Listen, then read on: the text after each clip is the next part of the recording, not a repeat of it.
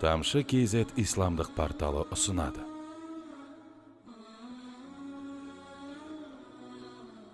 Бисмиллахир-рахманир-рахим. Алхамдулиллахи раббил аламин. Вассалату вассаламу аля расулина Мухаммад ва аля алихи ва асхабихи ажмағин. Ассаламу алейкум, құрметті мұсылман бауырлар, құрметті жамағат. Алла разы болсын. Бүгін міне жүздесуге мүмкіндік туды. Жамағаттарды көріп қуанып отырмыз. Жамағаттың ықыласын көргенде қуанып жатамыз. Осыдан 20 жыл бұрын, 25 жыл бұрын тіпті тәуелсіздік алған кезде Алматы қаласында бір ғана мешіт бар еді. Баршаңыз білетін Алматы орталық мешітінің орнында бір ағаштан салынған шағын ғана мешіт. Сол мешітке 5 адам келсе, сол кезде соған шүкірлік ететін еді дейді. Қазір Алматы қаласында Аллаға сансыз шүкірлік айтамыз. 47 мешіт қызмет жасап жатыр. 37 намазханамыз бар. Бұлай айтқанда бір қаламыздың өзінде 84 құлшылық орны бар. Жамағатымыз намаз оқитын мүмкіндігі бар. Азандар шақырылып жатыр. Сондықтан ол жамағаттарымыз мешіттің ішінде лық толып, Құдайға шүкір, жұма намазы, тіпті жай намазының өзінде жамағатымыз келіп құлшылық жасауда еркін. Сондықтан біз Аллаға шүкірлік еткеніміз, иншалла, сәт сайын шүкірлік айтсақ та артық болмайтындығын жеткізгім келеді. Енді бүгінгі күнге дейін Алматы қаласының бірнеше мешітінде кездесулер өтті. Бір еркін тақырыпта жүздесейік, жамағаттың ықылас ниетін білейік, жамағаттың жалпы дінімізді өркендетуге байланысты қандай ұсыныс тілектері бар екен, соны білейік деген ниетпен осындай бір жақсы бір шараны қолға алған болатынбыз. Неге десеңіз, енді жұмысымыз көп, жамағатпен көп жүздесуге мүмкіндігіміз жоқ. Жамағат арнайы келсе де бірең сараң жамағат келіп кейде сұрақ қойып жатады, ұсыныс айтып жатады. Одан көрі жамағаттың ортасына кірейік, жамағатпен бірге пікірлесейік деген ниетпен осы игі шараны бастағанбыз. Бұл Құдайға шүкір өзінің нәтижесін беруде. Сондықтан қазір орталарымызға арнайы келдік.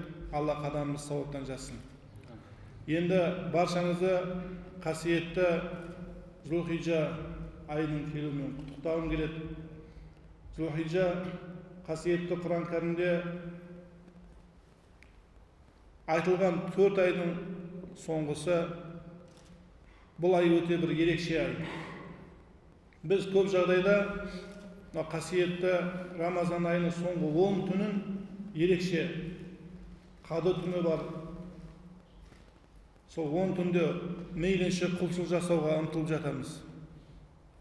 Ал осы Зүл-Хиджа айының алғашқы 10 күні туралы кейде көп жамағатымыз білмей жатады.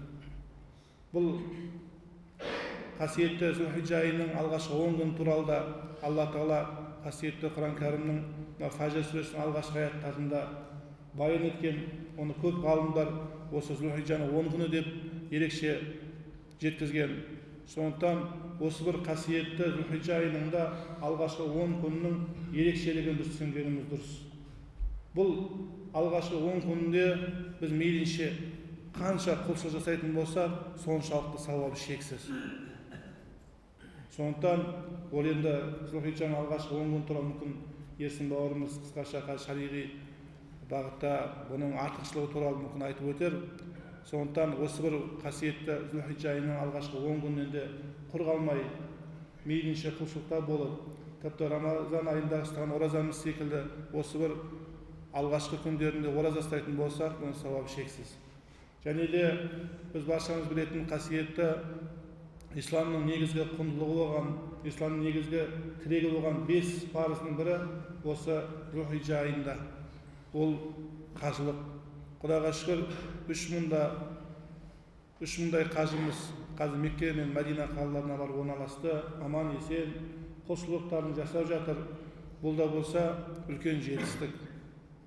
Ал енді қажылық ол арафада деген мына біздің қажыларымыз қасиетті арафат жазығына шығып, арафа күні Аллаға жалбарынатын болса, аналарынан жаңа туғандай күнәдан пәк таза болады деген.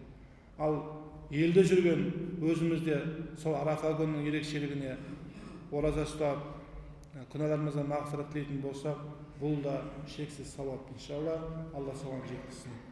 Және де қасиетті Құрбан айт мерекесі биылғы жылы 12 қыркүйекке бекітілді. Таңғы сағат 7 Алматы қаласының барлық мешіттерінде айт намазы оқылады деп жатырмыз. Иншалла, одан да құр қалмаңыздар. Таң намазына келіңіздер, құлшылықта болыңыздар. Иншалла, айт намазын оқып біткеннен кейін Алла нәсіп еткен дәулетіміздің жеткені құрбандық малын шалып, Алланың бізге берген міндет құрбандығын шалуға да Алла нәсіп етсін. Дәулетіміз жетпегенге Алла сондай дәулет берсін, иншалла. Сондықтан бұл бір ерекше қасиетті айдың қарсаңында, қасиетті күндердің қарсаңында біз сіздермен жүздесіп отырмыз. Алла бұл амалымызды да сауапты амалдардан болуын нәсіп қылсын. Енді бұны айтудағы мақсаттың өзі ұлы жаратушының бізге берген нығметі бұның барлығы. Жаңа айтып өттік қой, бір ғана мешітте 3-4 адам жамағат келетін. Тіпті 70 жыл кеңес заманда қажылыққа бір кісі барса, 2 кісі барса, 70 жылда соған қуанған заман болған.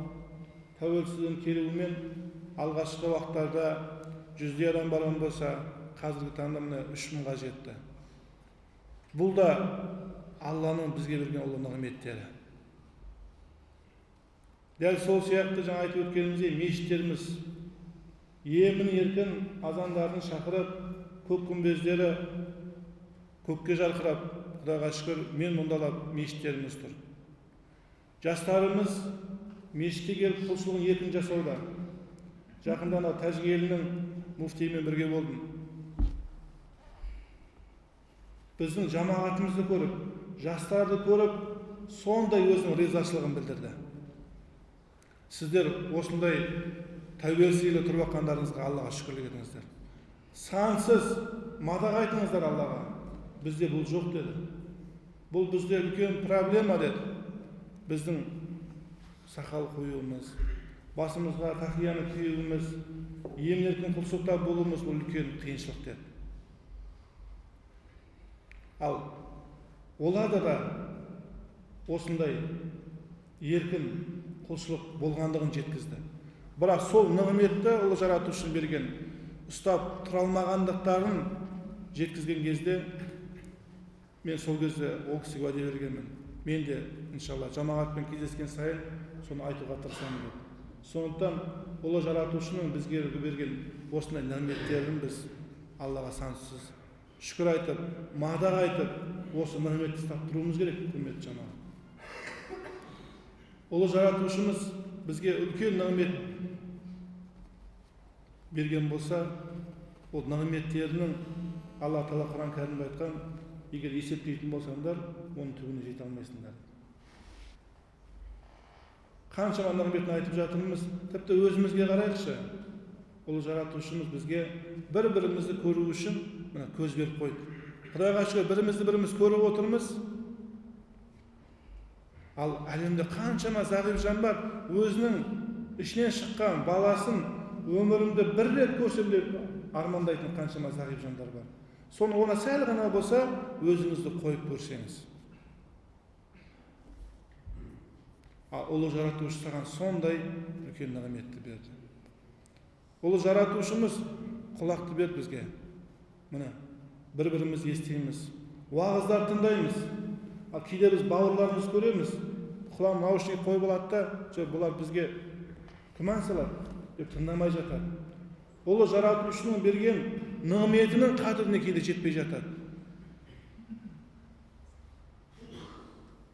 Міне, дәл сондай нығметтерді Алла Тағала бізге берген болса, біз ұлы жаратушыны мадақ етіп, құлшылықта болуымыз керек.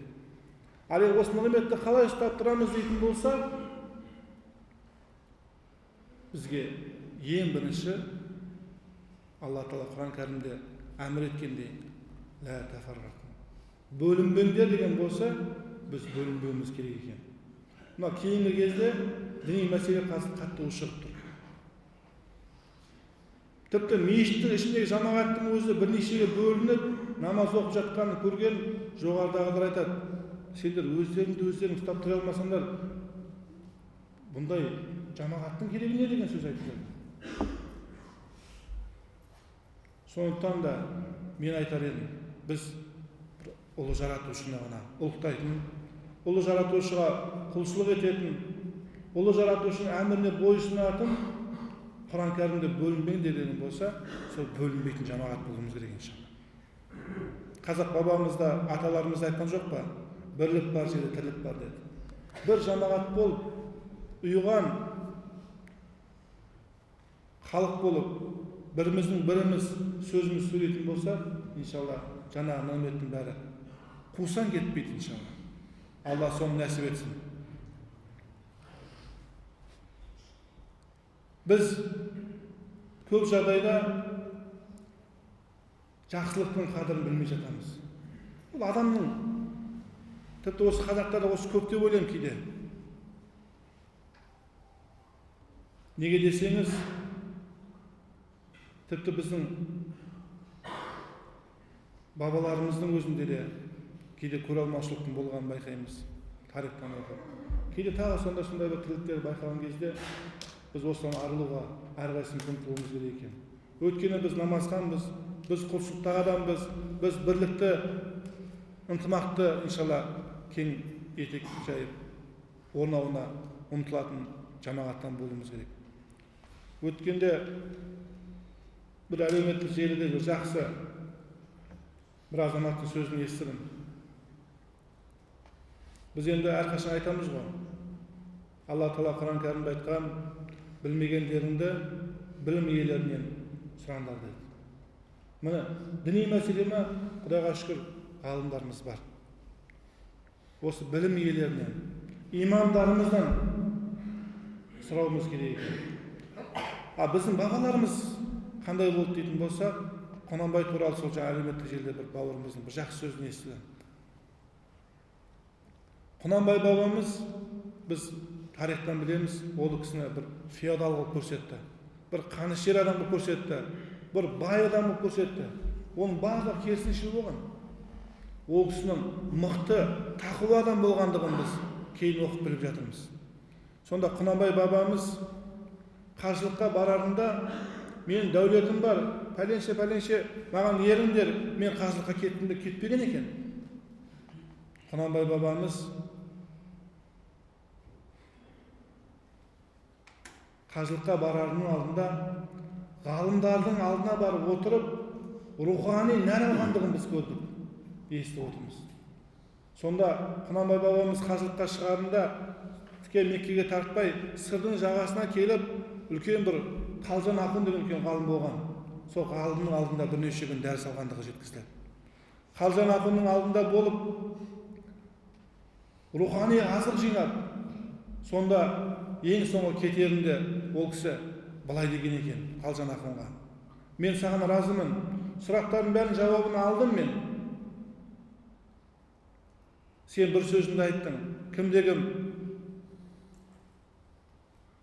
қажылық сапарында Меккеде дүние салатын болса, жәннаттық деп жазылсын. Менің арманым сол, маған батаңды бер, мен сол Меккеде қалайын деген екен. Сонда Қалжан Ақын үлкен ғалым ұмтылып барып іркілді дейді. Неге десеңіз, кісіге өлім тілеп ешқашан бата берілмейді.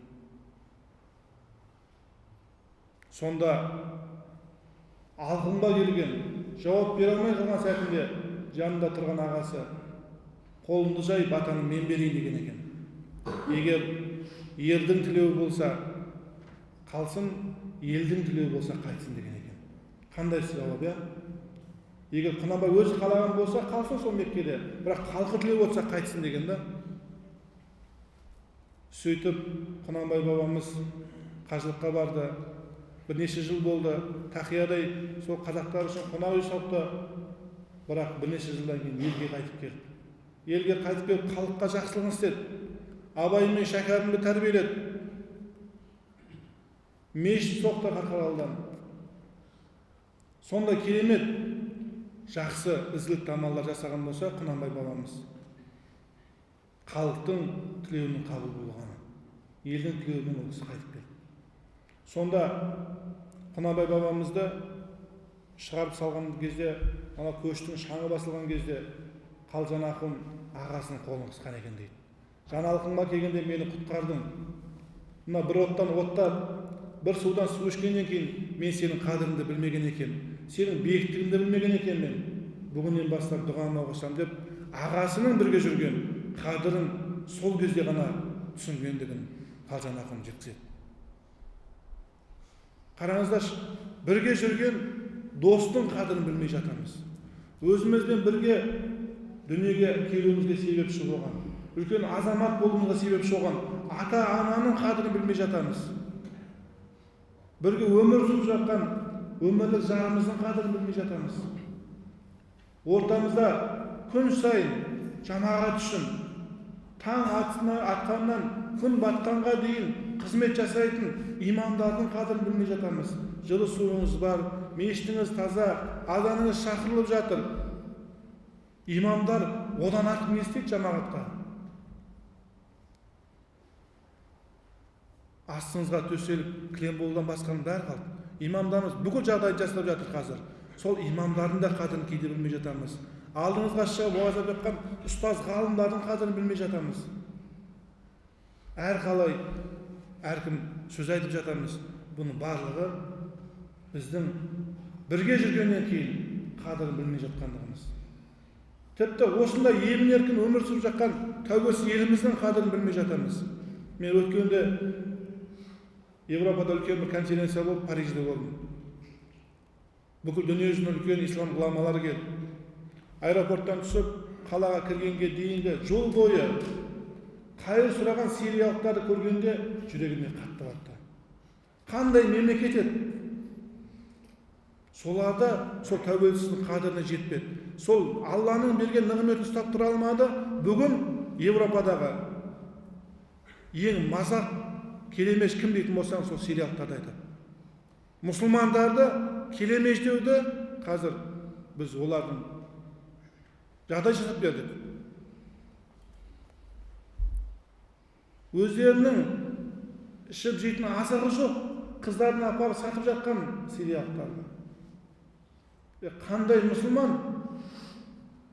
Бірақ қазақ айтқан жоқ па? Ораза намаз тоқтықта деді.